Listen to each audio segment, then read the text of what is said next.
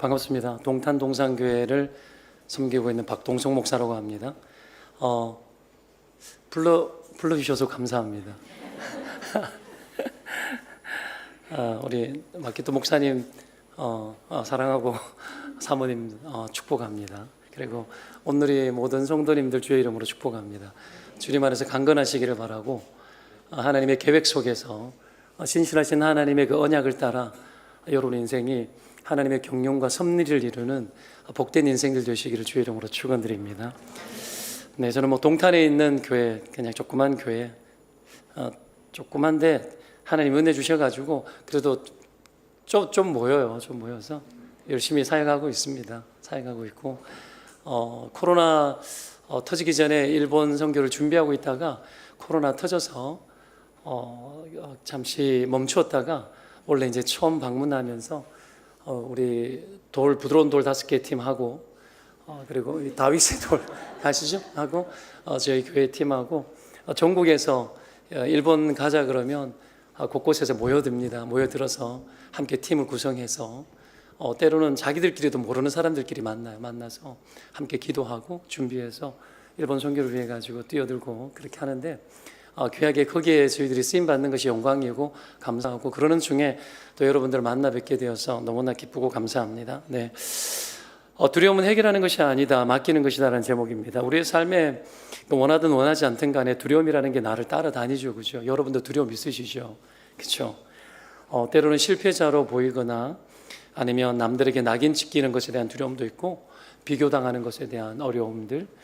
청소년들은 한국 같은 경우에는 왕따가 되면 어떡하나 그런 두려움도 있고요. 그러려면 전학도 해야 되고 그런 사회적인 이슈들이 많지 않습니까? 이런 일들이 많이 일어납니다. 두려움이 왜 이렇게 많으냐 하면 이 세상은 사람들을 쉽게 규정하고 단정하기 때문에 그래요. 너무 함부로 단정하고 너무 함부로 말하고 그러죠. 여러분 이런 두려움에 사로잡히게 되면 그 두려움이 주는 어려움 때문에 그 두려움이 만들어내는 후유증들이 생각보다 많고 그리고 굉장히 위험하죠. 왜냐하면 두려움이라는 것은 자꾸 우리의 시선을 왜곡시킵니다. 두려움에 빠지게 되면 잘못 보게 되는 거죠. 제대로 못 보게 되는 문제들이 생깁니다. 그리고 그러다 보면 판단을 잘못하게 되어지고 그래서 처방이 잘못되어져요. 이 일을 어떻게 다루어야 될지 거기에 대한 처방들이 잘못되어지고 오류가 일어나는 거죠. 골리앗 앞에 이스라엘 백성들이 섰었습니다. 40일 동안 골리앗이 나와가지고 이제 저주를 하고 외치는데 두려웠죠. 이스라엘은 아무것도 할 수 없었어요.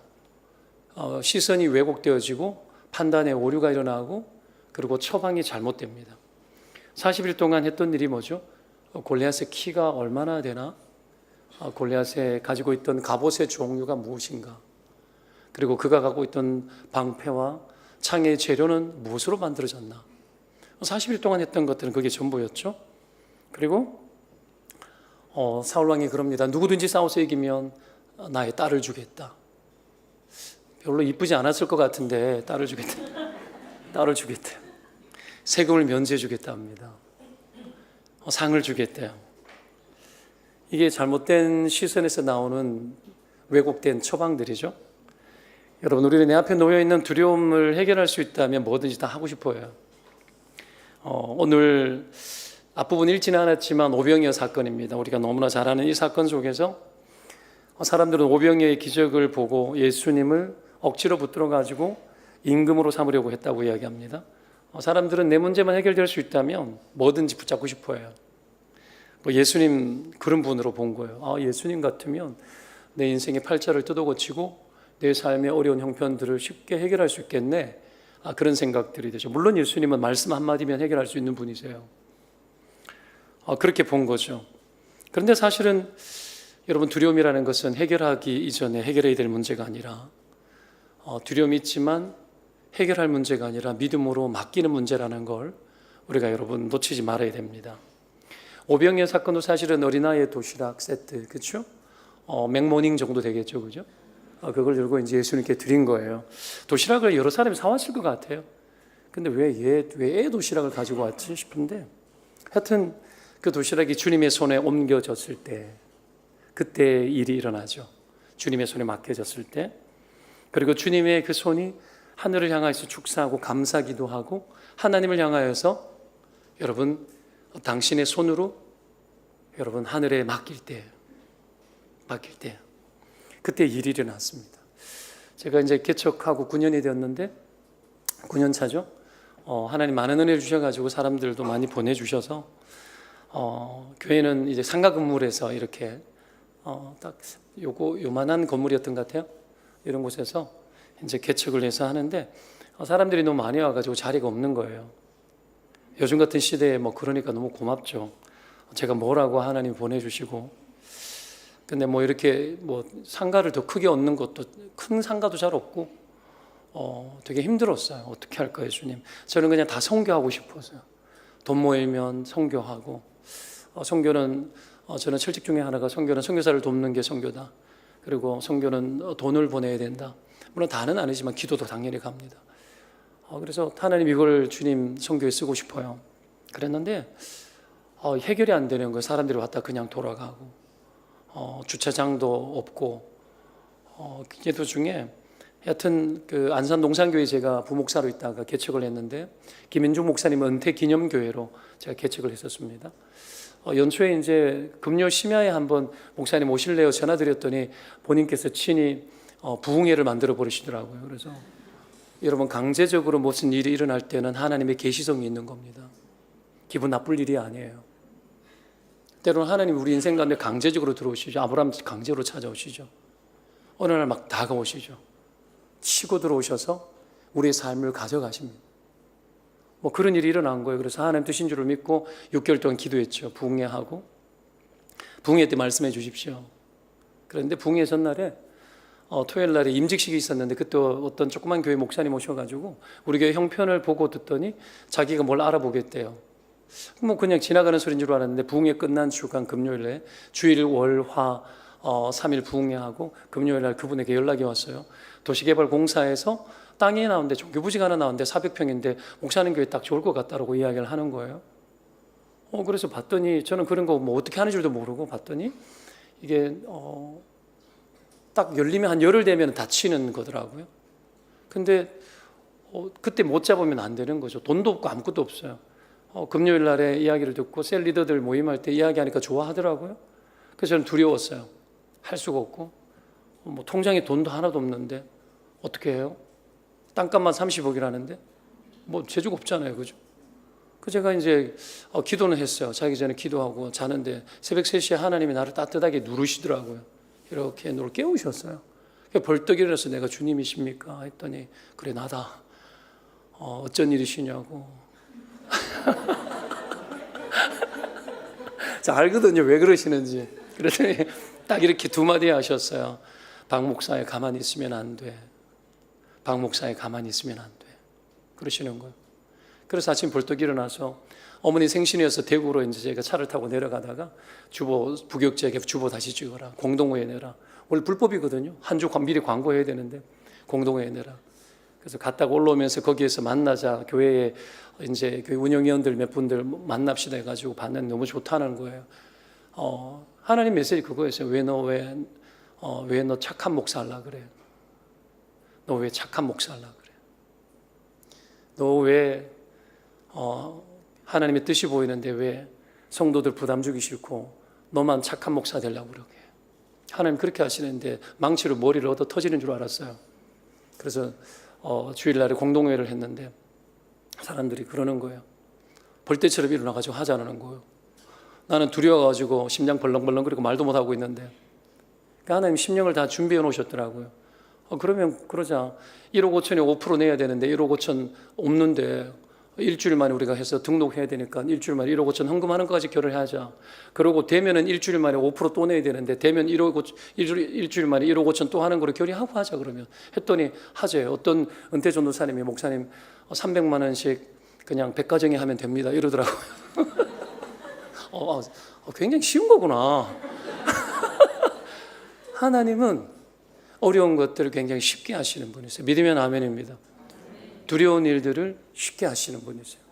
그래가지고 하자 그랬더니 일주일 지났는데 실시간으로 마일리지 올라가듯이 여러분 잔고 보고 했더니 그날 아침에 이렇게 1억 5천을 다 채워주셨어요. 그리고 냈어요. 냈는데 그날 저녁에 됐는데 우리가 된 거예요. 당일날에 추첨을 하는데 어떻게 된 줄 알아요? 우리만 넣었어요.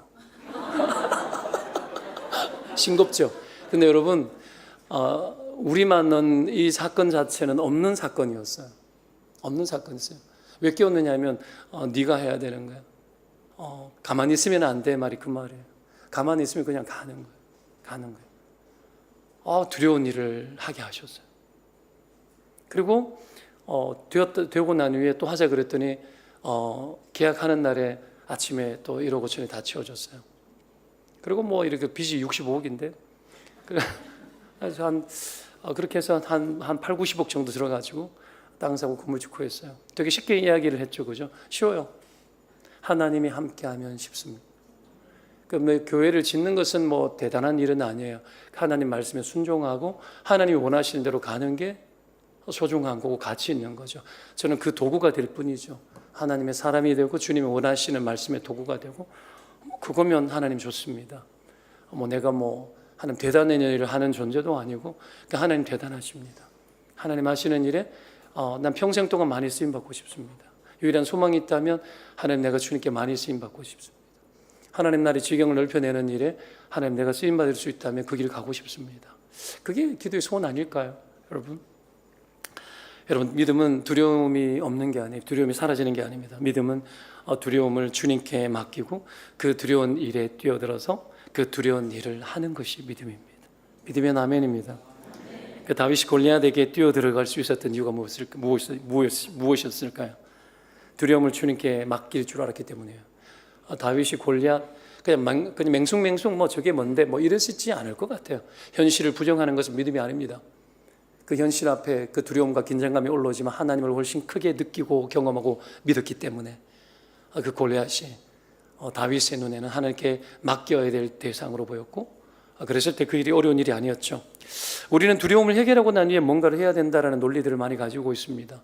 우리는 여러분 그런 생각을 가지고 살아가면서 두려움이 해결되어지고 이 요소가 해결되어지면 뭔가를 해야 되겠다는 생각 속에서 많이 속고 살아가는데 그렇게 되어지기를 기다린다면 우리는 아마 아무것도 할 수 없을 겁니다. 그냥 주님께 믿음으로 맡기고 다가서는 거죠. 벼랑 끝에 서는 용기. 하나님 밀면 그냥 뛰어내리겠습니다라는 마음. 홍해 앞에 서서 들어가는 마음. 하나님 내 앞에 시키시는 부르심이 있을 때 아무것도 생각하지 않고 하겠습니다. 착한 목사 되지 말고 그냥 착한 가장 되지 말고 착한 엄마 되지 말고 주님께 쓰임받는 엄마 아빠 되고 그런 교회 되고 그런 사람 되시기를 축원드립니다. 때문에 용기가 필요한 거죠. 그죠? 그때 하나님이 역사하기에 가장 적절한 때인 겁니다. 가장 두려울 때 하나님의 가장 강렬한 역사가 있습니다. 가장 두려울 때 우리의 믿음이 성장합니다. 가장 두려울 때에 하나님의 세계에 눈이 열리기 시작합니다. 오늘 제자들을 보면은 여러분 예수님 시켜가지고 갈릴리 바다를 건너갑니다. 강이 호수죠. 그죠? 건너가는데 바람과 파도 속에서 여러분 풍랑을 만나서 고통당하고 두려움 중에 빠져 있었습니다. 근데 예수님이 다가오는 거예요. 예수님이 다가오는데도 두려웠습니다. 마태복음에는 예수님을 유령이다라고 이야기를 합니다. 유령이다. 그 공포에 빠진 거예요. 여러분 두려움에 사로잡히면 하나님 안 보여요. 하나님이 우리에게 메시지 주는데 메시지 자체가 너무 두려워요. 그것 자체가 유령이야. 하나님이 선한 분이시고 우리 인생을 선하게 인도하시고 좋은 것을 주시는데 그럼에도 불구하고 하나님이 다가오는 것 자체가 나에게는 너무 두려워요. 하나님 때문에 두려워가지고 그 길에 오히려 들어가지 못하는 경우들이 있죠. 그냥 하나님을 유령처럼 생각하는 거예요. 제자들처럼. 예수님 가까이 오는데도 가까이 오지 마십시오. 적당한 거리 두고 하나님 원하는 세계 속에 깊이 들어가야 되는데 못 들어가고 맴도고 주변 세계 속에서 여러분 그렇죠? 핵심에 들어가야 되는데 계속해서 은혜의 변방 지역에서 맴돌고 있고 은혜의 바깥 지역에서 하나님의 세계에 못 들어가고 있는 헤매는 우리들을 볼 수 있습니다. 그냥 적인 줄로 여겨요. 야곱이 여러분 형 에서를 만나야 되는데 형 에서가 수백 명의 군사를 데리고 자기를 죽이려고 하고 있습니다. 오랜 세월을 흩어져 있다가 떨어져 있다가 만났는데 야복 강가에 홀로 남았죠. 밤에 천사가 시름 걸어옵니다. 천사가 시름 걸어와요. 깜깜한 밤에 불도 없을 것이고 시름 거니까 자객인 줄 알았겠죠. 자기를 죽이는 사람이라 여기고. 여러분 잘못 보는 거예요. 하나님이 그에게 시름 걸은 이유는 그의 인생을 꺾고 그 인생을 축복하기 위함이었잖아요. 그렇죠? 그럼에도 불구하고 적인 줄 알아요. 하나님하고 싸워요. 한평생 하나님하고 싸우고 한평생 하나님 이기려고 그러고 하나님보다 내가 더 큰 존재가 되기를 원하고 내 생각이 하나님의 생각을 눌러버리고 그렇게 살아가기를 원하는 것들이 저희들의 습성이에요. 그런 하나님 만났는데 야곱이 어떻게 합니까? 싸워서 이기지 못함을 알고는 복을 구하죠. 나를 축복해달라고. 여러분 그게 맡기는 거예요. 하나님 축복해 주세요. 하나님 축복해 주세요. 나를 도와주세요. 그게 맡기는 거죠. 두려움을 주께 맡겼을 때 여러분 하나님께 맡기고 주께 구했을 때에 에서의 마음은 박혀 있었습니다. 키스를 하죠. 다가오죠. 도망가지 않아도 되죠. 절뚝발이 만들어버립니다. 그렇죠? 도망 못 가게 만들어버려요. 여러분 내 다리 절더라도 절뚝거리더라도 하나님 원하시는 대로 도망 안 가고 하나님 원하는 대로 전진하는 인생이 복된 인생인 줄로 믿으시기를 축원드립니다. 그렇게 가는 거죠. 그게 여러분 야곱이 받았던 축복이었습니다. 때문에 하나님은 우리에게 두려움 주는 분 아니에요. 아니에요. 절대 아닙니다. 우리를 좋게 하시는 분이십니다. 따라합시다. 좋으신 하나님이십니다. 당신의 하나님은 좋으신 하나님이십니다. 옆에 사람 축복하겠습니다. 당신의 하나님 정말 좋은 하나님입니다. 자, 우리가 주님께 맡기기 위해서 우리가 어떻게 해야 되겠는가? 제 말이 좀 빠릅니까? 아, 네. 죄송합니다. 경상도 사람인데다가 제가 원래 말이 많아가지고 이게 너무 늦게 끝날까 약간 걱정도 되고 그래서 그런 것 같습니다. 조금 더 천천히 해보도록 하겠습니다. 알아들으셨죠? 아, 네네, 감사합니다. 예. 최대한 서울말 비슷하게 쓰기 위해서 애를 쓰고 있습니다. 저는 경상도 사람입니다. 예. 자, 우리가 주님께 맡기기 위해서 어떻게 해야 되겠는가? 몇 가지를 좀 이야기를 하려고 합니다. 두려움을 쉽게 해결하려는 욕구들이 있거든요. 그 욕구들을 버릴 줄 알아야 돼요. 쉽게 해결. 욕구로. 자, 좀 설명드리겠습니다. 누구든지 두려움에 빠지면 쉽게 해결하고 싶잖아요. 빨리 벗어나고 싶습니다. 그런 마음이 우리를 지배하죠. 사울이 골리앗을 이기면 딸을 주고 재물을 준다고 한 것은 보상처럼 보이지만 대가지불처럼 보이지만 사실은 쉽게 두려움을 해결하는 방법이었습니다. 그리고 인간의 욕구를 이용해서 그 문제를 해결하려는 방식이었어요. 해결사를 찾는 거죠. 오병이의 기적을 본 사람들이 예수님을 억지로 임금으로 삼으려고 했다고 합니다. 왜 억지로 이럴까요? 쉽게 해결하기 위해서 그러는 거예요. 자기 안에 있는 두려움을 쉽게 해결하기 위해서 억지를 부리는 겁니다. 이스라엘 백성들이 왕을 달라고 요구한 적이 있었죠. 그렇죠? 이스라엘 첫 번째 왕 사울이 왕이 될 때 이방 나라는 눈에 보이는 힘 있는 왕들이 있었습니다. 그 이스라엘만 없는 거예요. 하나님이 보이지 않으시지만 왕이신데 이스라엘만 왕이 없습니다. 그런데 그런 비현실적인 하나님 싫은 거예요. 우리 눈에 보이지 않는 하나님 싫은 거예요. 눈에 보이고 우리의 문제를 현실적으로 해결해 줄 수 있는 이방 나라의 여러 힘 있는 왕들처럼 그런 왕을 우리에게도 달라라는 겁니다. 이게 욕구죠. 그래서 찾은 사람이 사울 왕이었습니다. 키도 크고 멋있어 보였어요. 멋있어 보였어요. 그런 욕구를 하나님께서는 허락해 줘요. 그런데 다윗이 나타났습니다. 골리앗을 이겼습니다. 그렇게 될 때 사람들은 사울은 천천히고 다윗은 만만이라고 이런 바로 뒤집어집니다. 금세 왕을 갈아탈 준비가 된 거예요. 그게 다 우리의 욕망입니다. 욕망. 빨리 갈아타는 거죠. 다윗이 더 현실적이라는 거예요. 다윗이 더 쉽게 문제를 해결할 수 있는 사람처럼 보이는 거예요. 그 매력에 빠져가지고 천천만만, 그러니까 사울의 숨어있던 쓴뿌리가 올라오기 시작하는 거예요. 화근이 되었죠. 그렇죠? 인간의 그 욕망이 수많은 사람들의 안에 있는 상처들을 다 끄집어 올려냅니다. 인간은 두려움을 여러분 해결해주고 나의 현실적인 필요를 채워주는 자가 나타나면 생각보다 쉽게 배신하고 그럽니다. 쉽게 환호하고 쉽게 버리고 쉽게 갈아탑니다.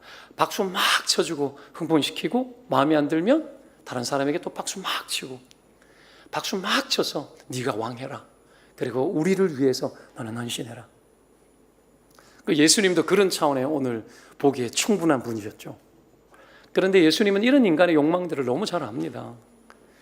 그래서 오늘 왕으로 억지로 임금으로 모시려고 했을 때 예수님은 그 자리를 피하죠. 혼자 산으로 기도하러 가셔버리고, 그리고 제자들은 배를 태워서 강 건너편으로 가버나움으로 보내버립니다. 흩어버립니다. 욕망이 모일 때는 흩어져야 됩니다. 욕망이 모일 때는 모이면 안 돼요. 흩어져야 돼요. 내가 뭔가 이 욕망을 가지고 뭘 한 건 하리라 흩어져야 될 때예요. 그때는 모이면 사고칩니다. 예수님은 여러분 두려움을 쉽게 해결하고 싶어하는 그런 욕구와 욕망, 이 모든 것들을 가지고 있는 인생들을 너무 잘 압니다. 그리고 우리 안에 있는 그런 욕망이라는 것이 다 우상이라는 것을 잘 아십니다. 여러분 우상이 뭡니까? 우리의 탐욕이 형상으로 나타난 거죠. 그죠? 그래서 우상을 만들어 현실적으로 눈에 보이는 우상을 만들어 그 앞에 비르고 절하는 것 아닙니까? 인간의 욕구를 다 채워줄 수 있을 만한 신을 우상으로 만들어내고, 하나님도 출애굽했던 하나님도 송아지, 금송아지로 여러분 형상으로 바꿀 줄 아는 게 여러분 이스라엘 백성들이었지 않습니까? 우상 숭배가 뭘까요? 그러면 자기를 위한 거죠. 자기를 위한 거. 신명기 여러분 10계명 앞부분에 뭐라 나옵니까? 자기를 위하여 새긴 우상을 만들지 말고. 우상이 뭐예요? 자기를 위해서 우상이 만들어지는 거예요. 우상은 뭡니까? 잘못된 자기 사랑입니다. 자기 애착, 자기 욕망이에요. 자기를 그릇되게 사랑하는 거예요. 왜곡된 자기 사랑입니다. 여러분 그런 사랑, 자기 욕망을 채우는 것을 위해서 우상을 끊임없이 만들어내는 거죠. 때문에 욕망으로 두려움을 해결하고 싶어하는 자들은 다 우상 찾아요. 쉽게 문제를 해결하고 싶은 사람들은 우상 찾아요. 쉽게 해결해 줄 수 있는 사람 찾아요. 그래서 점도 치러 다니고 여러분 그러는 겁니다. 그래서 예수님도 우상으로 만들어 버리는 거예요. 그러나 예수님은 우리가 원하는 대로 다 해주시는 분은 아니십니다. 마태복음 7장이 분명히 말합니다. 구하고 찾고 두드려라고 했습니다. 그러면 얻게 되고 찾게 되고 문이 열린다고 이야기를 하죠. 그죠? 그런데 그 뒤에 보면 뭐라고 이야기합니까? 내가 구하는 자에게 무엇으로 주지 않겠느냐? 구하는 자에게 구하는 대로? 아니요. 구하는 자에게 뭐로? 좋은 것으로 주지 않겠느냐. 구하는 자에게 좋은 것으로 주지 않겠느냐. 그렇게 말합니다. 구하는 대로 주는 게 아니고 구하는 대로 주면 우리는 망합니다. 우리의 탐욕이 여러분 어떤지 여러분 아시죠? 그죠? 여러분 해결하고 싶어하고 가지고 싶어하고 여러분 되어지고 싶은 여러분 우리 안에 있는 것들이 어떤 정도인지 아시죠? 그런 것들이 다 되어진다면 우리는 다 망가집니다. 왜 구하는 대로 주지 않고 좋은 것으로 주실까요? 우리를 사랑하시기 때문에 그렇죠. 사랑하시기 때문에. 우리 너무 잘 아시기 때문이에요. 내게 진짜 좋은 것이 무엇인지 아십니다. 내가 정말 필요한 것이 뭔지 아십니다. 그리고 우리가 원하는 대로 주시지 않는 이유는 정말 우리를 보호하시기 위해서 그러시는 겁니다. 이거 믿으면 아멘입니다. 그래서 좋으신 하나님이에요. 우리를 너무 잘 아시고 우리에게 적절하게 우리 인생을 다루시고 우리에게 맞도록 우리 인생을 이끌어주는 줄로 믿으면 아멘. 그런 하나님이시죠. 저는 이런 하나님이 너무 좋아요. 로맨틱하잖아요. 로맨틱한, 기계가 아니시잖아요. 너무 로맨틱한 거예요. 내 인생을 너무 그냥 하나님이 다이나믹하게 다뤄주시는 거예요. 그런 하나님 저는 좋습니다. 요셉도 여러분 애굽에 7년 풍년이 있다가 7년 흉년이 되었을 때에 백성들이 양식 사러 왔을 때 백성들 거 거뒀으면 백성들에게 거저 나눠주면 되는데 어떻게 합니까? 돈을 받고 나눠주죠. 왜 그러죠? 도덕적인 해이를 방지하기 위해서 그러는 거 아닙니까? 그리고 한몫에 다 줘버리면 되잖아요. 근데 왜 계속 양식을 사러 오게 만들어요? 그들을 보호하기 위해서 그러는 거예요. 7년 동안 풍년했는 것 중에 4분의 1이었습니까? 그거 거둬가지고 7년 흉년을 먹여 살렸는데, 온 세상 먹여 살렸는데 그들이 얼마나 낭비하는 사람들이었습니까? 사람들은 잘 되면 계속 잘 되는 줄 알아요. 그래서 낭비하고 하나님 나라의 자원을 자기 마음대로 쓰고 하나님 나라의 자원을 여러분 완전히 과소비하는 거죠. 잘못 소비하는 거죠. 인간은 그러더라는 거예요. 그래서 요셉이 그들을 지키고 하나님의 마음을 가지고 하나님처럼 그들을 대하는 거예요. 그들 안에 있는 것들을 쉽게 해결해 주지 않습니다. 오늘 본문이 오늘 본문의 마태복음에는 예수님께서 제자들을 배에 태워서 건너편으로 보냈다고 나오는데 여러분 배에 태워서 왜 보냈을까요? 그들 안에 있는 욕망을 본 거예요. 12제자들이 예수님 옆에 있으니까 예수님 왕 되면 제일 득보는 사람이 누구예요? 이 사람들이죠. 문고리 12인방들이에요. 이 사람들이에요. 이 사람들이 덕을 보는 거예요. 그래서 이걸 너무 잘 알죠. 우리가 뒤쪽에 일진 하나쯤 보면 너희들이 나를 찾는 이유가 표적을 본 까닭이 아니고 너희들이 먹고 배부른 까닭이다. 그냥 너희 현실 그리고 네가 원하는 대로 잠시 만족되어지니까 그래서 나 찾는 거 아니냐. 표적이 뭐죠? 사인이죠. 그 사인의 대표 이 목표가 누구죠? 예수 그리스도죠. 주님을 너희들은 보지 않고 먹는 것을 보고 너희들 배를 위하는 거구나. 그렇게 말씀하시는 거죠. 때문에 여러분 내 문제와 두려움을 쉽게 해결할 수 있어 보이는 모든 것들은 나를 위하는 것들이 아니라 여러분 나를 해치는 것들일 때가 많습니다. 때문에 어떻게 해야 될까요? 욕망이 말하는 대로가 아니라 예수님이 말하는 대로 돼야 됩니다. 예수님 말씀하시는 대로 바다 건너편 가버나움으로 보낼 때 여기 왜 보내죠? 그곳에서도 하나님의 일을 하기 위해서예요. 예수님은 계속해서 내가 보내는 곳이 있어요. 주님 보내시는 곳이 있습니다. 말씀하는 곳이 있어요. 거기 가. 욕망에 사로잡히지 마. 그냥 내가 시키는 대로 가봐. 한번 가봐. 해결하려고 하지 마. 그냥 내가 보내는 대로 가. 여기서 네가 뭔가를 해결해서 끝장내고 편안해지기를 원하지 마. 내가 원하는 대로 가면 돼 그냥. 여러분 두려움 속에서도 전진이 있는 줄로 믿습니다. 두려움 속에서도 하나님께서 끊임없이 우리의 비전을 놓지 않고 계시고 계속 이끄시고 계속 끌고 가신다라는 걸 믿으면 아멘입니다. 우리가 어떤 처지에 있을지라도 하나님 계속 보내십니다. 말씀합니다. 시키는 대로 그냥 가면 돼요. 이게 핵심이죠. 두려울 때 오히려 어떻게 합니까? 멈추지 않고 하나님의 사명을 감당하는 일에 다가서라는 거예요. 그게 여러분 우리에게 첫 번째 우리가 배워야 될 거고, 두 번째 두려움 중에 계속 주님을 영접해야 됩니다. 한번 따라할까요? 두려움 중에 계속 주님을 영접하자.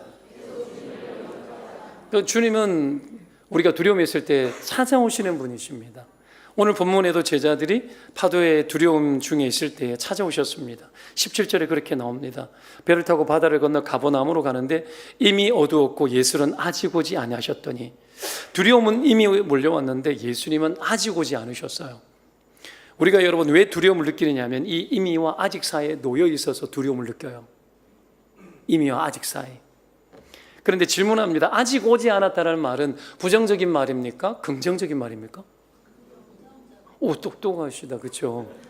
이거 아직 오지 않아, 되게 부정적인 느낌이 들지 않습니까? 아니에요. 아직 오지 않았단 말은 어떤 의미죠? 반드시 오는데 지금 오지 않았다라는 거예요. 주님 오고 계신다라는 걸 믿으면 아멘입니다. 반드시 오십니다. 근데 아직 오지 않았어 그래요. 반드시 오고 계셔. 거의 다 왔어요. 주님은 여러분 초자연적인 분이시죠. 파도를 뚫고 세상을 지으신 분이세요. 세상을 지으신 분이 여러분 그 어떤 것도 여러분 장애가 되어지지 않을 겁니다. 우리가 어떤 어려움이 있어도 주님은 그 자리에 찾아옵니다. 우리가 어디에 있는지, 망망대에 놓여 있는데도 주님은 어디에 있는지 아세요. 깜깜한 밤에 아무것도 보이지 않는데도 우리가 어디에 있는지 아십니다. 여러분이 고통 가운데 머물면서 두려우면서 떨고 있는 그 자리가 어디인지 아세요. 때로는 깨지고 망가지고, 때로는 실패하고, 때로는 버림받고, 때로는 나 홀로 있는 것 같고, 때로는 여러분 그냥 내 생애가 이대로 끝났으면 좋겠다 싶어하는 극단적 상황에 놓여있는 그 순간, 그 벼랑 끝에도 주님 거기에 계십니다. 어디에 있는지 아세요. 우리의 마음을 너무 잘 아세요. 다 보고 계세요. 아직 오지 않았는 것 같은데 이미 와 계세요. 그런 주님이시죠. 깜깜한 밤에, 내 인생의 가장 깜깜한 밤에 주님은 반드시 찾아오십니다. 반드시요. 제자들에게 예수님께서 찾아오셔서 내니 두려워하지 말라고 하시죠. 그리고 두려움을 그치고 중단하라. 결국은 이 메시지 아닙니까? 여러분 두려움이 올 때에 얼마나 그것이 우리를 점령합니까? 이스라엘 백성들이 가데스 바네아에서 12정탐꾼의 보고를 받았을 때 악평을 하는 몇몇 사람들 때문에 하루 저녁에 이스라엘 수백만 명의 사람들이 다 원망하고 애굽으로 가자라고 이야기합니다. 여러분 전염성이 엄청 강하죠. 그죠? 두려움, 낙심, 낭망, 믿음 없는 말, 이것의 영향력이 얼마나 큰지 아시죠? 그런 것들이 여러분 우리를 통째로 싸잡아서 여러분 우리를 통째로 그냥 구렁텅이에다가 던져버리려고 막 그렇게 다가옵니다. 여러분 아무도 그들을 공격하지 않았습니다. 아무도 여러분 그 아낙 자손들이 그 어떤 한 사람도 이스라엘 백성들을 향해서 싸우고자 여러분 쳐들어오지 않았습니다. 아무도 대적하지 않았어요. 그럼에도 불구하고 그들 안에 있는 그 두려움이 그들 전체를 여러분 간담을 다 높게 만들고 그들을 무너지게 만들었죠. 패배감과 자기 연민감이 막 올라오게 만들었습니다. 그런데 주님은 그런 자리에 찾아오십니다. 우리 인생의 배에 찾아오시고 그 배에 올라오시기를 원하시는 분입니다. 그리고 말씀하시죠. 내니 두려워하지 마라.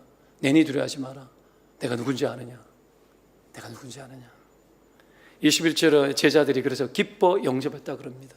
사랑하는 여러분, 인생의 어두움이 오고 두려움이 오고 깜깜한 밤에 계속해서 주님을 영접하는 은혜가 있기를 주의 이름으로 축원드립니다. 계속 영접해야 돼. 주님, 내 인생의 배에 올라와 주십시오. 오늘도 주님과 함께 하기를 원합니다. 주님, 내 인생의 자리에 초청합니다. 주는 나의 주님이십니다. 주 외에 나의 소망이 없습니다. 나의 어리석음과 나의 죄악됨을 용서하시고 지혜로우신 하나님께서 내게 지혜 주셔서 하나님 그 지혜로 내가 살게 하여 주십시오. 주님 안에 평안을 누리기를 원하고 주님 안에서 내가 복되기를 원합니다. 여러분, 이 고백 속에서 주님을 계속 영접하는 거죠. 주님과 함께하는 삶이 되시기를 주의 이름으로 축원드립니다. 왜 찾아오실까요? 동행하기 위해서요. 나 홀로 두지 않기 위해서 찾아오십니다. 함께 가십니다. 끝까지 함께 가시고 끝까지 함께하는 이유는 끝까지 인도하시기 위해 언약의 하나님, 신실하신 하나님. 하나님의 언약을 이루는 방식은 신실함이죠. 그 신실함의 핵심이 뭐죠? 신실함의 핵심은 여러분 하나님의 사랑입니다. 헤세드, 끊어지지 않는 하나님의 사랑. 어떻게 해서든지 우리를 붙들고 자기의 아들을 주시기까지 우리를 사랑하셨던 주님께서 결단코 인생의 그 어떤 한순간도 우리를 버리지 아니하십니다. 우리가 침 삼키는 동안에도, 우리가 눈을 깜빡이는 그 순간에도, 하나님 우리의 찰나의 그 순간도 우리를 보시고 아시고 우리에게 말씀하십니다. 내니 두려워하지 마라. 내가 너와 함께하마. 여러분, 하나님이 이미 여러분과 함께하고 있는 줄 믿으시기를 축원드립니다.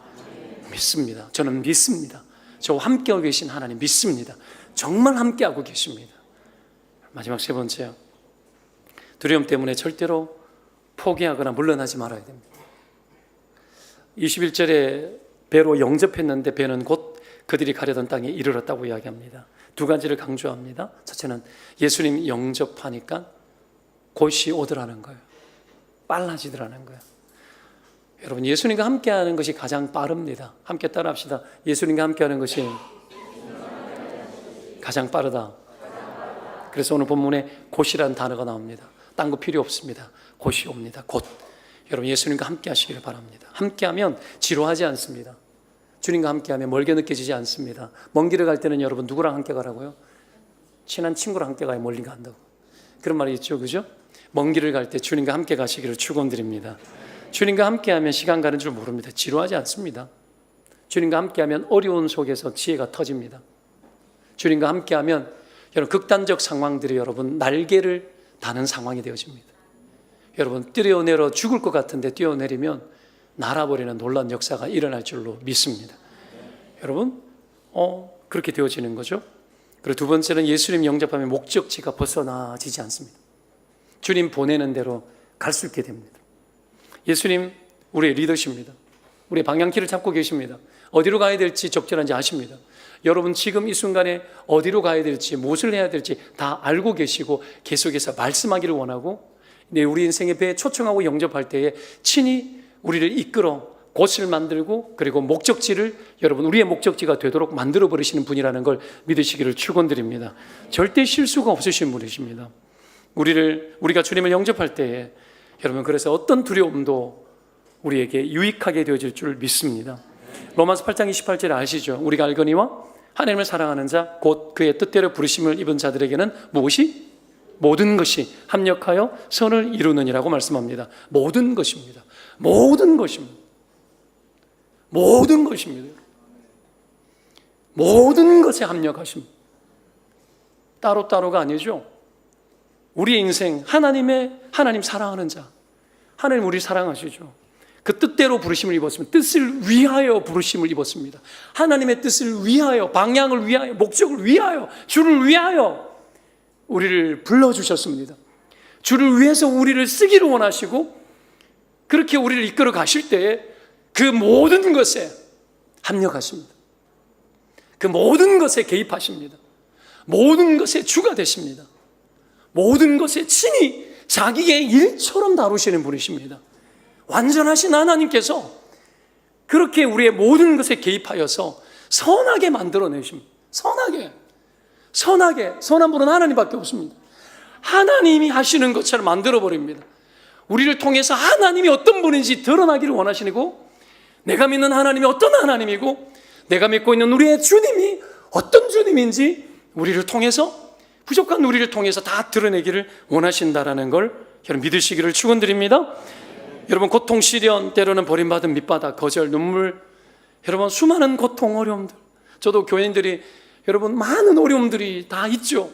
사업에 실패한 분들, 코로나 이후에 어려운 분들, 끊임없이 그런 일들이 있지만, 그럼에도 불구하고 그 어떤 말들보다도, 그 어떤 실제적인 현실적인 도움보다도 하나님이 당신과 함께 하신다고, 하나님의 선하심이 당신을 떠나지 않는다고, 언약의 하나님이 신실하다고, 우리 주님 믿을 만한 분이라고, 우리 주님의 그 사랑이 당신과 끊어지지 않고 지금 이 순간 함께하고 있다고, 그 주님 믿자고, 그 주님께 당신의 두려움을 맡기자고, 바로 이 순간 성령이 당신 가운데 함께할 거라고, 지금 바로 이 순간, 바로 지금 함께하실 거라고. 여러분, 우리가 구할 때 하나님 바로 이미 오셔서 함께하고 계신 줄로 믿으시기를 축원드립니다. 때문에 그 하나님의 합력이 있기 때문에, 하나님의 합력이 있기 때문에 포기하면 안 되는 거예요. 하나님 선하기 때문에 물러서면 안 돼요. 여러분, 노를 저어서 12월쯤 갔죠. 그렇죠? 갈릴리 호수에 딱 중간쯤 됩니다. 근데 마태복음에는 역풍이 불었대요. 그러면 여러분, 출발했는 방향으로 역풍이 불었는데 딱 중간이에요. 여러분 어떻게 하실래요? 갈등되기 제일 좋은 상태죠. 우리 인생이 딱 그런 상태에 항상 놓입니다. 딱 중간쯤 왔는데 갈등되게 만들고 역풍 불어요. 쉽게 가자. 원래대로 가지만 하나님 뜻이 아닌가 봐. 그런 생각이 쉽게 듭니다. 그때 절대 물러나지 마십시오. 하나님이 비전을 주시고, 이 교회 비전을 주시고, 각 인생에게 비전을 주시고 가게 하실 때 딱 중간쯤 왔을 때 역풍 불어요. 그 힘 따라가면, 쓸려가면 딱 좋습니다. 그런데 물러나지 말아야 됩니다. 왜요? 주님이 보내셨기 때문에.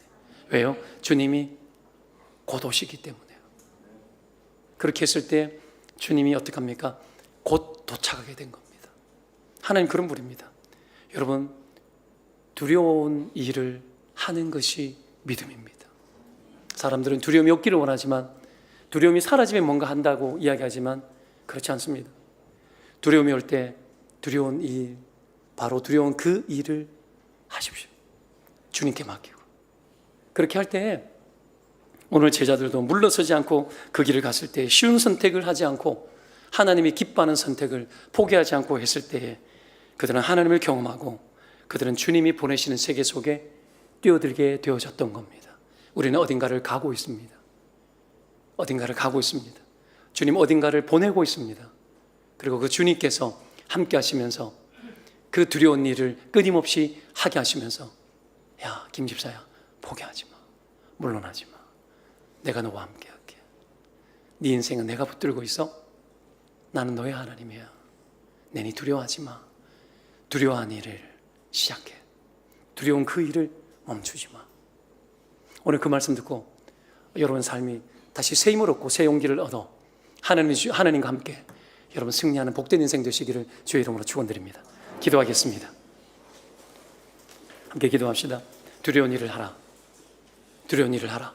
다윗이 골리앗을 보면서 두려운 일을 했습니다. 역풍이 붑니다. 내 인생이 바닥나고 끝난 것 같습니다. 거꾸로 돌아가면 제일 좋고 편할 것 같아요. 편한 길이 아니라 주님이 보내는 길을 걸어가는 겁니다. 좁은 길을 가는 거예요.